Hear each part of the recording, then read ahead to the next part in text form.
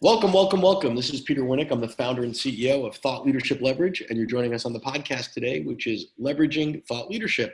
Today, my guest is Carmen Fontana. Carmen leads Centric Consulting's modern software delivery practice, focusing on cloud and emerging tech. With more than 20 years of experience, her Zen is where innovation meets data-driven decision-making. Say that 3 times fast. So this is, let me just sort of get everybody calibrated that's listening today.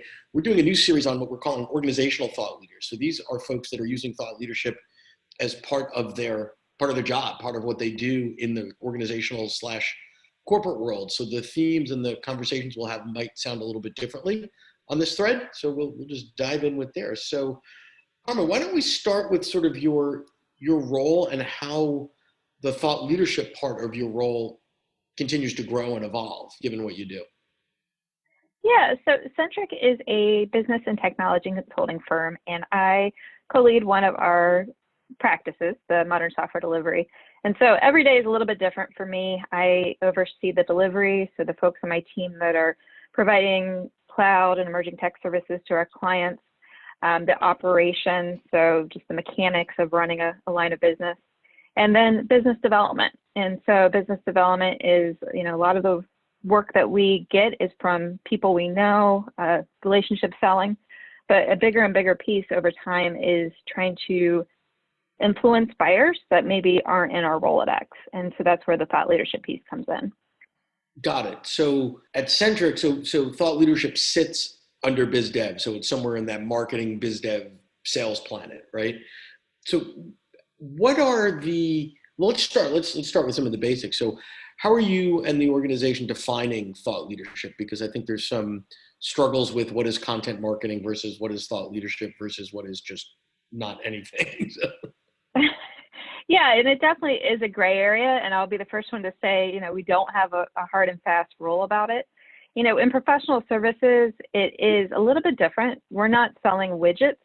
Nobody finds a blog on our website, reads a 300-word blog article, and buys our services. It's just not how professional services are sold. And so, really, for us, thought leadership is all about cultivating and credentializing ourselves. So starting that conversation with potential leads, knowing that it's going to take many conversations before they get to the buy, and along the way, credentializing ourselves. And professional services, the only thing we have to sell is ourselves. And our skills we have as consultants. And so we need to demonstrate our expertise, and thought leadership is a natural vehicle for that.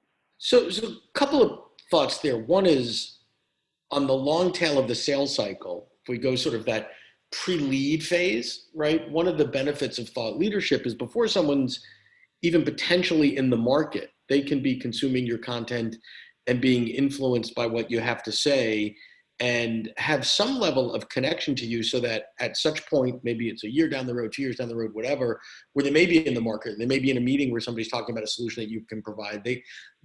Then they can sort of float the idea and say, well, I've actually been following, so-and-so at such and such an organization, and they've got some cool stuff. Does that line up to some of what you're doing? Yeah, absolutely. A lot of our buyers are CIOs, chief information officers, and they've got so many things on their plate. They're tracking so many different technology pieces. And so being able to get, even a sliver of their headspace and continuing to tell the stories around a certain technology, it allows it to be kind of planted in their head. So when the time is right in their organization, which might be 12 or 18 or 24 months down the line, and they need XYZ services, my name or Centric's name is going to come to their head. Got it. And how do you sort of deal with the inherent struggles / conflict of pitching product inside of the content versus not? Because effective thought leadership never mentions, oh, by the way, buy from us, right? But traditional marketing, well, what's the call to action? And there's that friction because it does go against some of what traditional marketing has told us, although obviously professional services is a bit different. Yeah, exactly. It is, what is the call to action?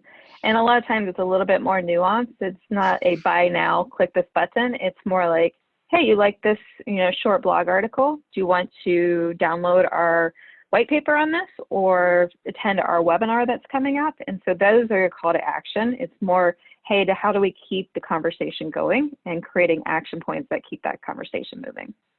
Got it. And in your organization, because most organizations are fairly new to the game with thought leadership, right? People, it's anything from a buzzword to actually a well-defined activity that's connected to KPIs and all that stuff. In your organization, how do you go about celebrating any of the wins, right? So like you said, nobody's going to read a blog post and then click a button and say, great, here's my American Express for $1.3 million buy. That probably doesn't happen, right? But I wish it did. Trust me, I wish it did. That would be nice, right? But so how do you make sure that you're self-promoting, but not really self-promoting, making those, bringing awareness to those that need to know it, that yes, along the way in this sales, here's 2 places where we helped, or here's someone saw us speak, or how do you go about doing that? Yeah, so I think it's where you need to vary the type of content. And so we do a lot of thought pieces, here's our stance on XYZ, or here's how ABC works. But we pepper that also with client testimonials, client stories.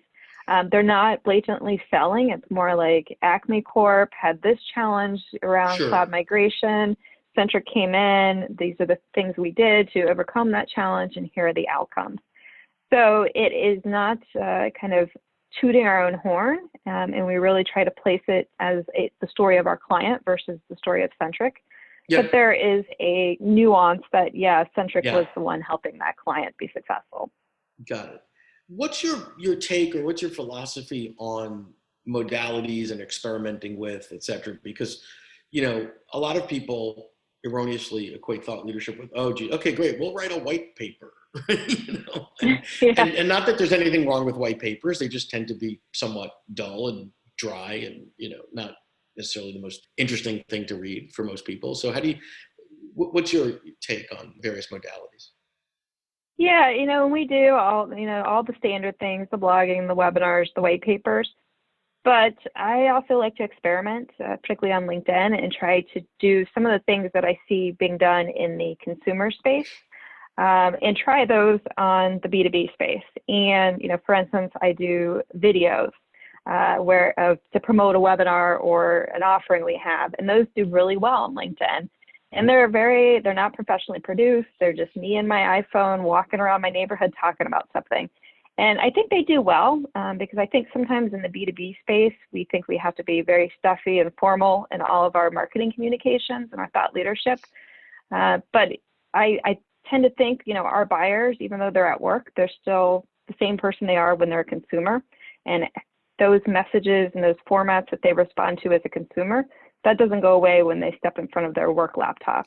Those things are still there. And I would say in the B2B space, we have this expectation where everything is so perfect and everything is so polished. Mm-hmm. And there's a time and place, right? I'm not saying that you should have typos in proposals or, right. or clip art on your website or something like that. But at the end of the day, it's people dealing with people. And if you're having a conversation about a webinar that you're hosting or something next week, I think it's totally cool that it's not this very stiff in studio, overly produced green screened thing that looks like an infomercial. But hey, you're walking your dog, you got your iPhone out and just throwing up 90 seconds of, hey, I'm really excited to talk to you about next Wednesday. And I think people have to sort of recalibrate their expectations. I don't think you want to go full Gary V, dropping the F-bomb and all that, but what is that level of casual for you and your business, right? Which is different in every business. Yeah, and I think it's especially important in professional services that while we credentialize ourselves and there's a time and place to be very formal and academic, at the end of the day, they are buying people's services, and the people that they're engaging with on these marketing platforms are the people they're going to be engaging with on their project. And nobody wants to work with people that are boring and stodgy on their projects, for 6 or 12 months. They want somebody that, hey, I think I can hang out with Carmen, and I think I'd like to do that project with Carmen. And so that's why some of the informal channels are really important as well. So they get a sense of my personality and the personality of Centric. Very cool. If you're enjoying this episode of Leveraging Thought Leadership, please make sure to subscribe. If you'd like to help spread the word about our podcast, please leave us a review and share it with your friends. We're available on Apple Podcast and on all major listening apps, as well as at thoughtleadershipleverage.com/podcasts.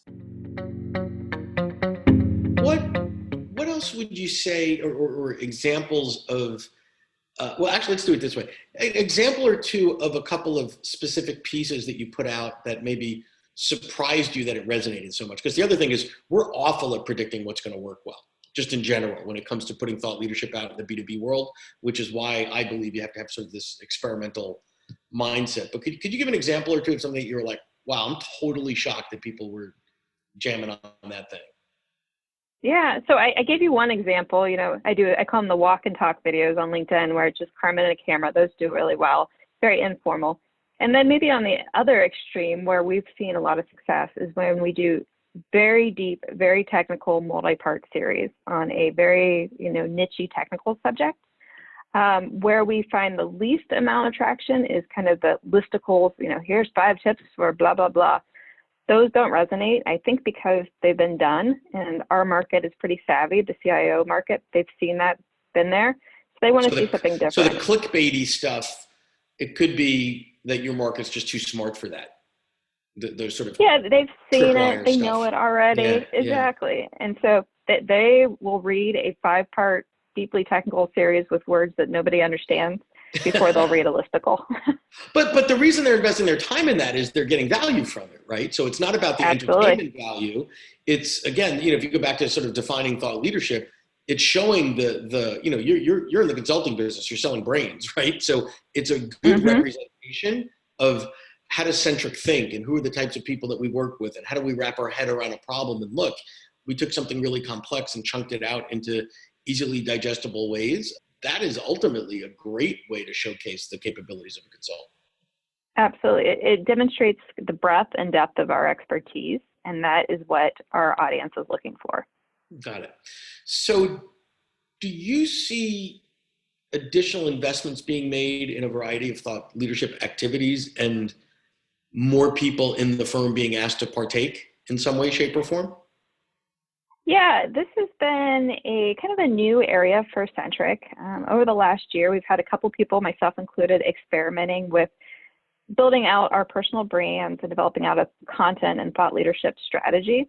And our initial foray has been very successful. And as a result, as we look at 2020, we are expanding it to more people, as well as people in different types of roles, people that are very technical, people in more BD roles, and really helping develop out personas across the firm. Got it. And what do you think that might be coming at the expense of? Meaning, as marketers, because ultimately you have to justify the investments being made to say, okay, it got us an outcome that we wanted, right? We stood out from the competition. We clients are mentioning it, potential clients are mentioning it. What do you think might be at risk in terms of marketing activities that B2B firms, consulting firms, professional services, et cetera, are doing that aren't getting the yields they used to? Yeah, when you invest in thought leadership, my quick answer is you invest in thought leadership and you lose sleep. And I say that jokingly, but in our type of firm, we are in a billable capacity, and so time is money, right? And so it is a trade-off. So hours that I'm not billing directly to a client, they need to have a great ROI. And so that's where it's important to be thoughtful on thought leadership and making sure the activities I'm doing exceed the ROI I would have if I was billing it those hours to a client. And so that's the trade-off. It's, you can do thought leadership all day, but then you're not delivering to your client and getting any real-time revenue. And if you do spend all the time on billable, you're not building out your pipeline of business development either. So the constraint that you just put on that is saying, listen, the firm knows, it's actually quite easy in a consulting firm to say, okay, my day rate is, my hourly rate is, whatever, right? And then they can figure out the multiple and figure out the margin contribution. So I love holding it to that standard, right? So if I'm going to transfer to this activity of thought leadership, it has to yield at least the same ROI, maybe even greater, to justify doing it. That's an interesting play. I want to talk about setting expectations and time frame, because everybody's impatient, right? Every sales manager is worried about this quarter. Every salesperson is worried about this week, right? But thought leadership is not a get rich quick. It's not flying to a conference, come back with stack of 50 leads and then, rainbows and unicorns and magic happens. Talk about sort of realistic expectations around getting buy-in and timeframes to say, listen, don't judge me by this article being placed. This is the time period I need. Yeah, it is. It's a long play. If you're in it for the short term, you're going to be really disappointed. It's a 12 to 18 month cycle. Our clients aren't buying the stuff on a regular, so you have to hit them at the right time, and it takes a while to get your name, the repetition of your name and your services out there. So, what's really important for us is just to track the metrics, not necessarily how many wins can be completely attributed to thought leadership, but how many views are each post having, how many clicks on the website, how many downloads of the webinar, things of that nature. And if you see that growing over time, then you can see that there's momentum behind your thought leadership practice. It's just very difficult to tie an actual sell to one singular thought leadership activity. Right. So I was going to say, so early on, in the absence of any metrics, the basic metrics are engagement, shares, comments, et cetera, et cetera. However, what do you do, or has there been cases where you've got, some content that people are engaged with, they're sharing with, whatever, but it doesn't really do anything other than create conversations and noise amongst themselves, or, they're not engaging with the firm. How do you deal with that, or have you seen that? Yeah, and one of the things we try to do is when we have meetings with clients, I ask some leading questions. Hey, have you read any of our cloud articles on multi-cloud strategy? Or did you happen to attend our webinar? And we take notes on what the buyer has engaged with. We have metrics behind the scene, through our CRM type system, but we also just ask verbally and take note of that to see number one, what content resonates, but also to see if the thought leadership has influenced the buying process. Got it. One of the other things I've seen is sort of conflating content development and business development. So it doesn't have to be Carmen creates stuff and then the stuff goes out and it's sort of a linear fashion and then you wait for reaction. But you could interview people. There's other things that you can do to get folks into the mix of the creation of the thought leadership early on. Have you dabbled in any of that? Are you alluding to like buyers or within the organization? Yeah. So either in the organization or buyers or I guess where I'm going is you don't have to do this in isolation. And if you're solving a problem that keeps CIOs up at night, part of the way to express that thought leadership is potentially interview them, survey them, et cetera. Absolutely. And some of my colleagues are doing that exact thing. Our CEO is writing a book on remote work, and because we're a virtual company, and that is one of the things he's done is talk to different organizations that allow remote work and using that to influence the book that he's written. And so definitely, it's great. We have such an interesting, diverse client base. And so we've been able to use them with, industry roundups, sitting on panels, things of that nature. Great. Any final tips, tricks, pitfalls that you'd put out there to get folks to think about as they're going down the thought leadership road? I'd just say I'd encourage people to give it a try. For whatever reason, people are totally fine with social media in their personal lives and Instagram and Facebook and Twitter all day long. But when they switch on the career switch and they're thinking about in B2B space, they are deer in headlights. They get frozen. And it's such a great business opportunity to engage in thought leadership. And so I'd really just encourage people to give it a try. The bar is low in the B2B space. And so I think that's right. Even getting out there will get you, a lot of exposure that you weren't planning on. Great. Well, thank you so much for your time. I'll continue to monitor what you guys are doing because I think you're sort of on the cutting edge for professional services and getting things out there and doing it consistently, which is important too. So thanks so much, Carmen. My pleasure. Thanks for having me. If you enjoyed this episode, and I do hope that you did, please join our new LinkedIn group, which is exclusively focused on the organizational thought leader, the person in the corporate world that is using thought leadership as part of their job, whether that's developing thought leadership, whether that's deploying thought leadership, whether that's helping others do so. Please take a look and check out our LinkedIn group. We think you'd get a lot of benefit from that. Thank you.